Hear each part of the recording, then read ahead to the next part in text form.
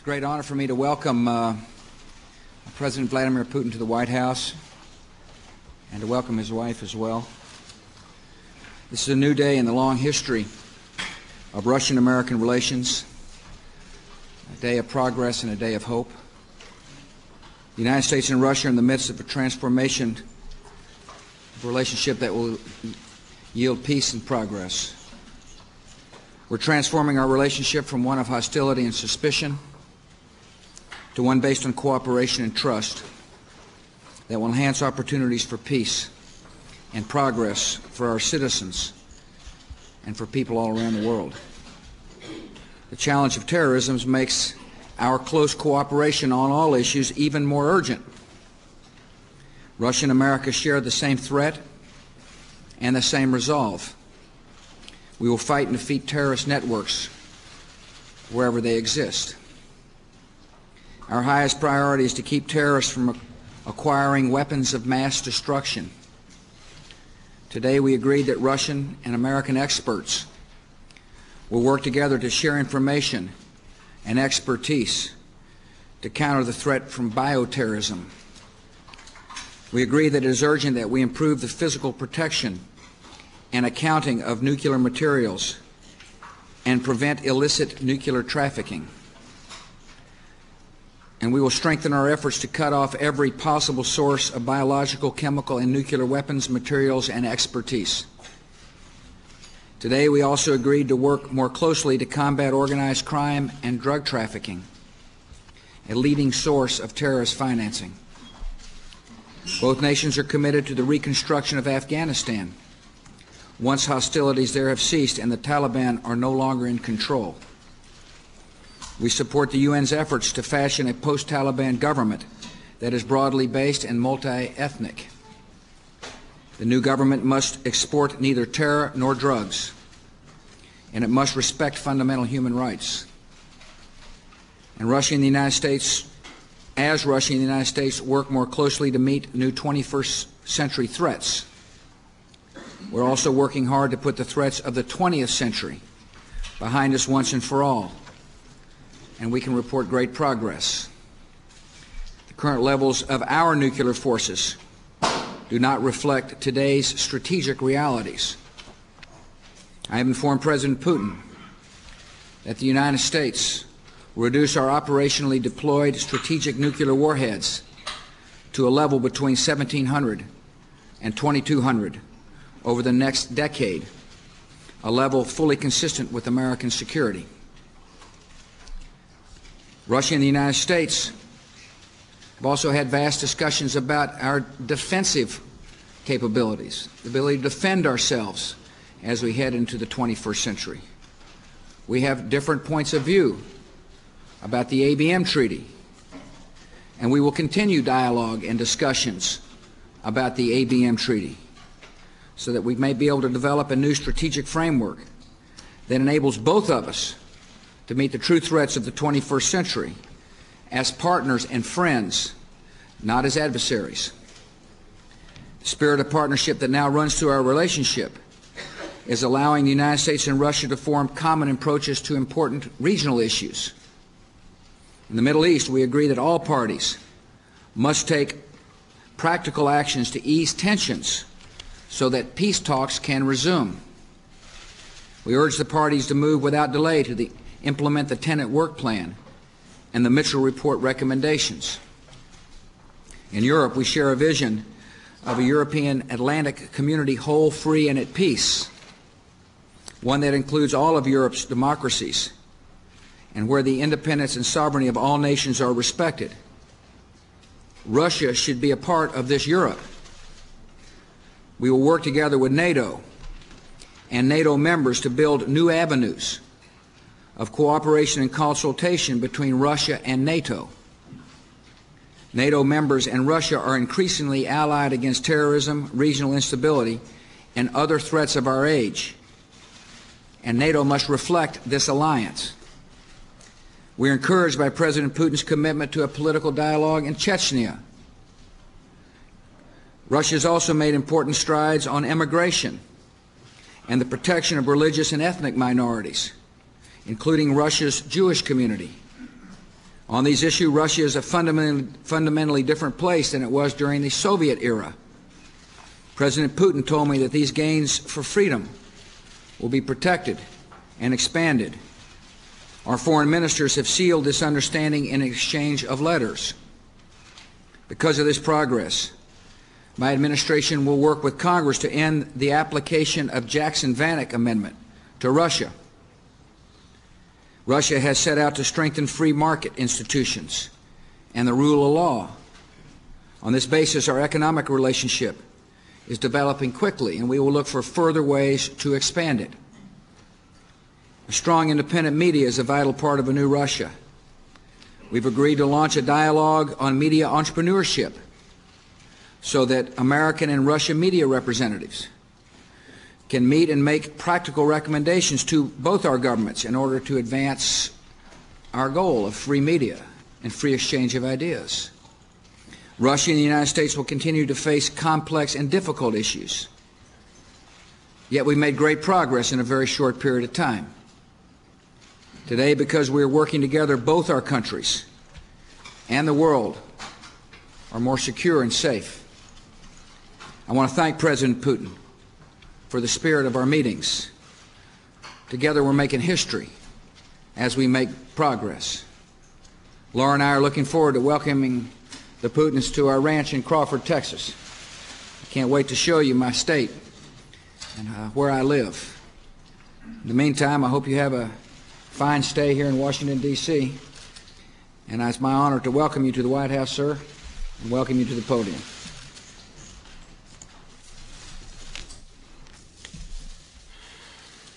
Уважаемые дамы и господа, Ladies and gentlemen,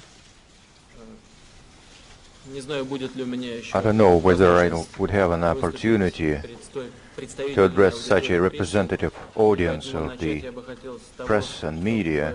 I would like to begin anyway with the words of thanks to the President of the United States, not only for his kind invitation to visit the United States and Washington, but also for his very informal initiation of our negotiations earlier today. Myself and my colleagues are very pleased to be here at this historic building of the White House, and President Bush deemed it appropriate not only to tour me, to guide me through the premises of this house where he lives. He saw almost every picture hanging on the walls of this great building, but it's not only very interesting, but it also changes for the better the quality of our relationship. I would like to once again thank the President and the American people, and I would like to express our condolences in connection with the recent plane crash in the United States. As they say in Russia, the tragedy does not come alone, and tragedies always come in many numbers. I am confident that the American people would face this tragedy very bravely. I would like to inform you that the Washington part of our negotiations is being completed, and our discussions proved very constructive, interesting and useful, and will continue at Crawford. But the preliminary results we evaluate as extremely positive. This is our fourth meeting with President Bush in the last few months. I believe this is a vivid demonstration of the dynamic nature of the Russian-American relations. We have come to understand each other better, and our positions are becoming closer on the key issues of bilateral and international relations. We are prepared now to seek solutions in all areas of our joint activities. We intend to dismantle conclusively the vestiges of the Cold War and to develop entirely new partnership for long term.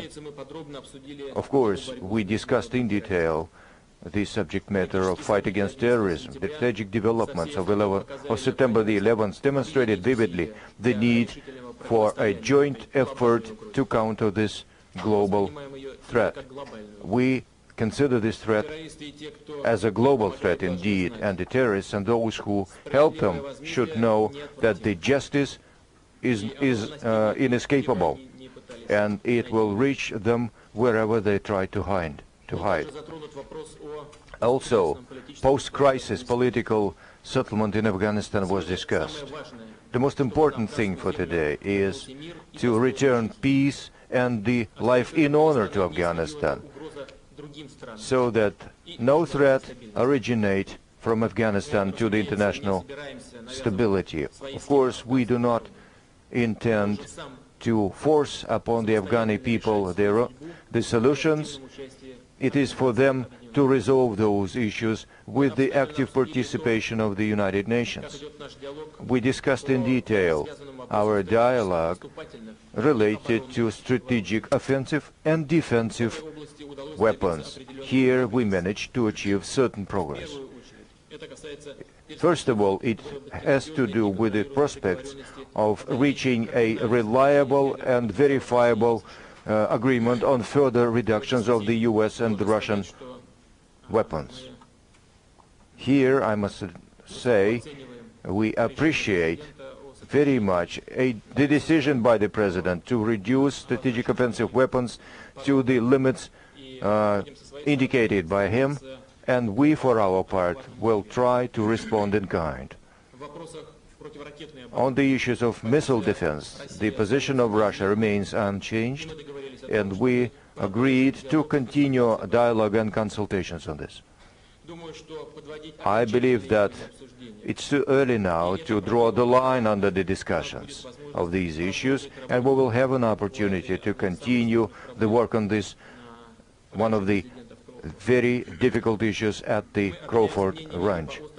We also exchanged on a number of topical issues of international importance, the Balkans, Iraq, and we reiterated in a joint statement the resolve of the United States and Russia to facilitate settlement in the Middle East and the early resumption of negotiations between Israelis and Palestinians. We also discussed seriously the development of relations between Russia and NATO, including taking into account a changed international situation. We consider that there are opportunities for an entirely new mechanism, joint decision-making and coordinated action in the area of security and stability. We considered in detail a number of economic cooperation issues. The Russian-American dialogue in this area has become recently more constructive and more tangible. Such major investment projects as Sakhalin-1 and Caspian Pipeline Consortium are gaining momentum. Successful is cooperation in the airspace, mining, chemistry, car building and other industries. Direct contacts are expanding between entrepreneurs of the two countries, including within the Russian-American business dialogue. It is with satisfaction that we note a certain progress in issues related to the Russia's accession to the WTO, in recognizing Russia as a market economy country, and we felt a great degree of understanding that such issues should be resolved. I mean, dealing with the Jackson-Vanik Amendment, not de facto but in legal terms. And in this context, our Foreign Minister and the Secretary of State, Messrs. Ivanov and Powell, exchanged letters reiterating the resolve of Russia and the United States to observe human rights and religious freedoms. Of course, the capabilities embedded in the bilateral relationship have not been fully implemented. And here we have quite a lot of things to do, but we are confident that the success is by and large predetermined by our resolve to cooperate energetically and constructively.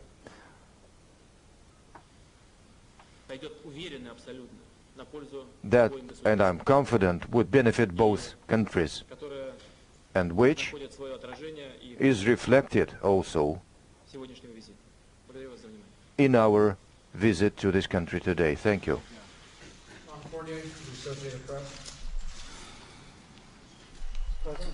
Talk to the White House. Mr. President, the Northern Alliance forces took over Kabul, and there are reports of executions of POWs and other violent reprisals. Can the alliance be trusted to form a broad-based government? If not, what should happen next to stabilize Afghanistan, and what role, if any, should U.S. troops play in that political phase? Yeah. First of all, we're making great progress in our objective, and that is to tighten the net and eventually bring al-Qaeda to justice, and at the same time deal with the government that's been harboring them. President Putin and I spent a lot of time talking about the Northern Alliance and their relationship to Kabul, as well as Mazar-i-Sharif and other cities that have now been liberated from the Taliban. It's made it very clear to him that we would continue to work with the Northern Alliance and to make sure they recognized that in order for there to be a stable Afghanistan, which is one of our objectives, after the Taliban leaves, that the country be a good neighbor, that they must recognize that a future government must include representatives from all of Afghanistan. We listened very carefully to the comments coming out of the Northern Alliance today, and they made it very clear they had no intention of occupying Kabul. That's what they said. I have seen reports of which you refer to, and I also saw a report that said on their way out of town the Taliban was wreaking havoc on the citizenry of Kabul. And if that be the case, I haven't had it verified one way or the other, but I wouldn't be the least bit surprised. After all, the Taliban has been wreaking havoc on the entire country for over a decade. This has been one of the most repressive regimes in the history of mankind. And but we will continue to work with our Northern Alliance, with the Northern Alliance commanders, to make sure they respect the human rights of the people that they're liberating. I also saw reports, and I think President Putin mentioned this today as well, that in some of the northern cities there was great joyous, a wonderful joyous occasion as the citizens were free from repression, free from a dictatorial government. And but we're both mindful, and I'm particularly mindful of the need for us to work with our Northern Alliance friends to treat people with respect. Позволите, два слова скажу тоже на этот счет. Well, Значит, все наши действия были направлены на all our actions were aimed at liberating the northern part of Afghanistan and the capital of Afghanistan, liberate from the Taliban regime. And any military action is accompanied not only by the military resistance, but also an information resistance. What we are witnessing right now, exactly. We tend to forget now the destruction of the cultural heritage of humankind. We tend to forget now the atrocities by Taliban, and we are talking less than usual of the Taliban harboring international terrorism. The information that Northern Alliance are shooting the prisoners of war was launched a few days ago. The Northern Alliance was not in Kabul a few days ago. They were liberating northern parts of the countries. And for those who do not know, I will tell, the northern part of the country is inhabited by the ethnic groups represented in the Northern Alliance. I mean Uzbeks and Tajiks. It is very difficult for me to imagine them shooting their own population. And I utterly exclude this. If there are any instances in the course of the military action of the violation of human rights and the treatment of the prisoners of war, we must investigate and take action, but we need proof. talking of this, we should not forget the things that we see. The way people meet advancing Northern Alliance troops, liberating the cities and villages of the Taliban, the women getting rid of chadoras and burning them. And this I would like you, ladies and gentlemen of the press, to pay attention to. Thank you. No microphone. Specific numbers were mentioned here with regard to the reductions of offensive weapons. When, and if at all, one could expect that such specific numbers made public be substantiated by some papers, maybe during a possible visit by President Bush to Moscow? And by the way, when could this visit take place? Got to get invited first. You want to start? President Bush is aware of that, and I would like to reiterate. He has an open invitation to visit the Russian Federation with an official, working, or a private visit in any format at any time convenient for him. I mean, the best time would be during the time of the beginning of the year, White Nights in St. Petersburg. Of course, the official part would start in Moscow, in the capital of the Russian Federation.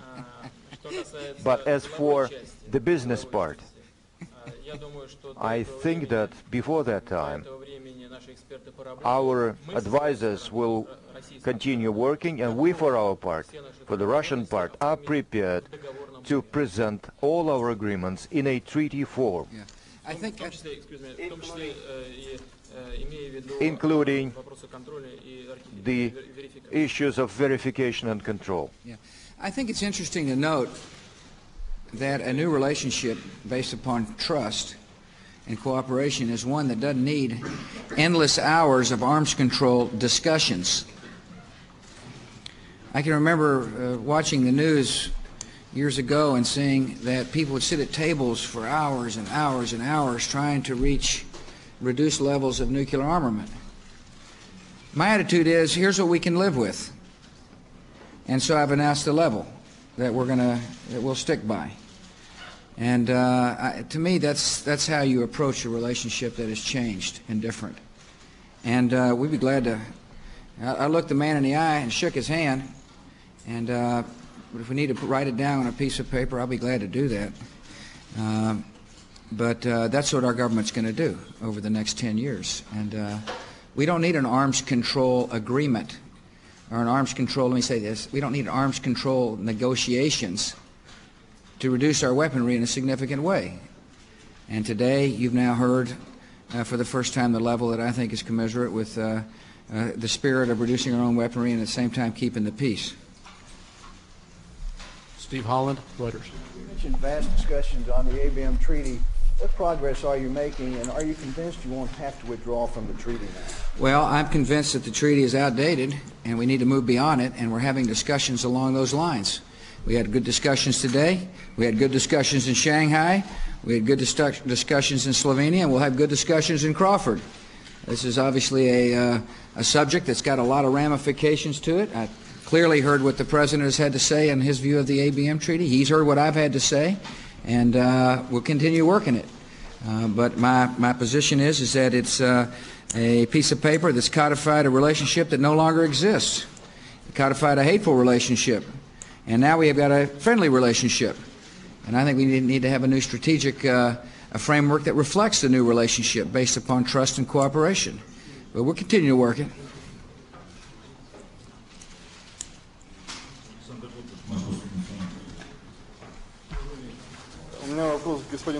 A question to President Bush.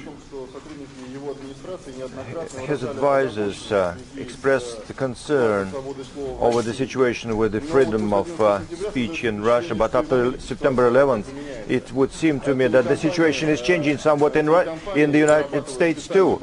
There are special rules for covering anti-terrorist operation. Bin Laden is denied any opportunity to present his views in the media, quite appropriately in my view. and so on and so forth. The authority of the special services have been expanded, and there have been rumors that some of your members of your administration went to Hollywood explaining to them a few things. Where is the line in the sand where beyond which it is impossible to cross, where delineating a voluntary restraint on the part of the media? First of all, I've been trying to tame our press corps ever since I got into politics, and I failed miserably. They get to express their opinions, sometimes in the form of news, any way they want to. I asked them the other day, would it be okay if I cut a 30-minute tape, a piece of propaganda, no questions, just here it is, here's 30 minutes of me talking.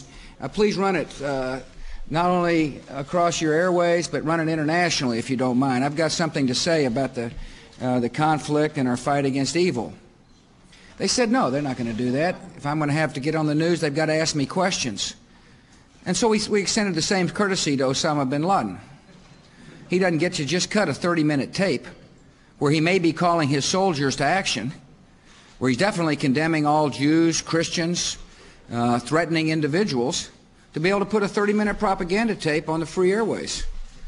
And we made that suggestion. We didn't dictate. We just suggested. And some of the news organizations, or all the news organizations, readily agreed that that was a responsible posture to take. And for that, I'm grateful. But the press in America has never been stronger, and never been freer, and never been more vibrant. Sometimes to my chagrin, and a lot of times to my delight. But whoever thinks that I have the capability, or my government has the capability, of reigning in this press corps simply doesn't understand the American way.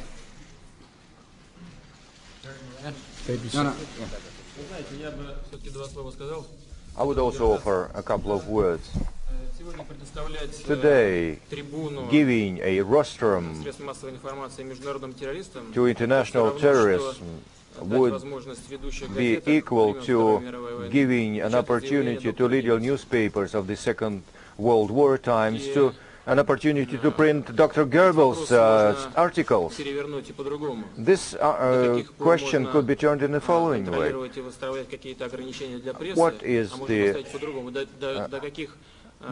the limit and what is the measure of giving an opportunity to the terrorists and destructive element to use media in pursuit of their anti-human, inhuman objectives? Let's look at it this way. Terry Moran. Yes, Mr. President, thank you. If I could return to the situation in Afghanistan, where the concern seems to be a potential breakdown in civil order and a possible dramatic increase in civil conflict between the tribes in the Northern Alliance and other groups, which President Putin's country has experience with. What specifically can be done in the next several days to ensure the safety of the citizens of Kabul? And does the Northern Alliance, now that they've taken that city, enjoy pride of place at the bargaining table in the future of Afghanistan? There is no preferential place at the bargaining table. All people will be treated the same. That's what we're working with our friends the Russians on. That's the concept we're working on with the UN. And that's only fair. That's been the vision all along. It's been the vision we talked about in Shanghai. It's the vision we have shared again today. Secondly, I repeat, the Northern Alliance, with whom the President Putin has got some influence, and I've got some influence, has told us both they have no intention of occupying, and they've said this publicly, they intend not to occupy Kabul, which is fine. That's the way it ought to be. And we will continue to work with their commanders.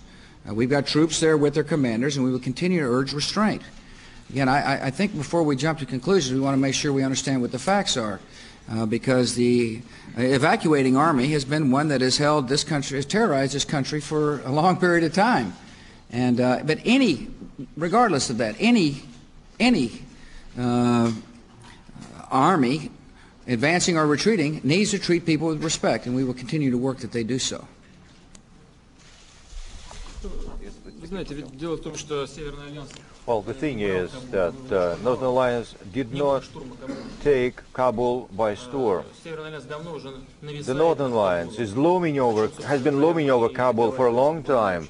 That was our mutual agreement with President Bush. And they discovered, all of a sudden, that Kabul had been abandoned, and they had to insert there certain security elements to prevent looting and robberies and murders. There was complete lawlessness in that city, and the situation must be put under control, and it is very difficult. It would be very difficult for us if we, now are to meet with the Northern Alliance leaders to tell them that they've negated their obligation. The city of Kabul was abandoned by Taliban. They were trying to preserve their manpower and their equipment, a very cunning move on the part of Taliban. Maybe tactically their decision was right, but we should not be deluded on that score. Quite a serious amount of work is still ahead. They did not disappear. They just moved out of the city a few kilometers from there, and I absolutely in agreement with the President on the need to follow the developments with a view to preventing abuses of human rights and maltreatment of the POWs. Although the line that we agreed upon has not been yet reached. Dear colleagues, the final question, Georgi Gulya, Interfax. Two questions to two presidents. Mr. Bush, what is your evaluation of the situation in Pakistan, which was always in the sphere of influence of the United States, and whether there are any danger that the forces up in opposition to General Musharraf would gain control of the nuclear weapons? And to President Putin, Uzbekistan and Tajikistan made available their air bases and their corridors to the United States Armed Forces, giving the green light. Did you can you tell us whether you did a green light, gave a green light to it? Aren't you apprehensive of the struggle for power and influence in that area? I had a very good dinner with President Musharraf last Saturday night in New York City. It's the first time I had met him. My Secretary of State had met him in Pakistan, as had my Secretary of Defense and other officials in my administration. All of us came away with our respect for President Musharraf and our desire to make sure that his administration is successful in Pakistan. The best way to make sure that terrorists do not end up with nuclear weaponry in that part of the world is for President Musharraf to provide a stable government and to fulfill what he said he would do, which is to have elections in a short period of time. And I believe he deserves our nation's support, and so we're putting together an economic package that will help him with debt, help him with the expenses of the ongoing operations, help him with trade, and we will continue a dialogue with the Pakistan leader with the full intent of finding ways we can cooperate in order to bring stability to that part of the world.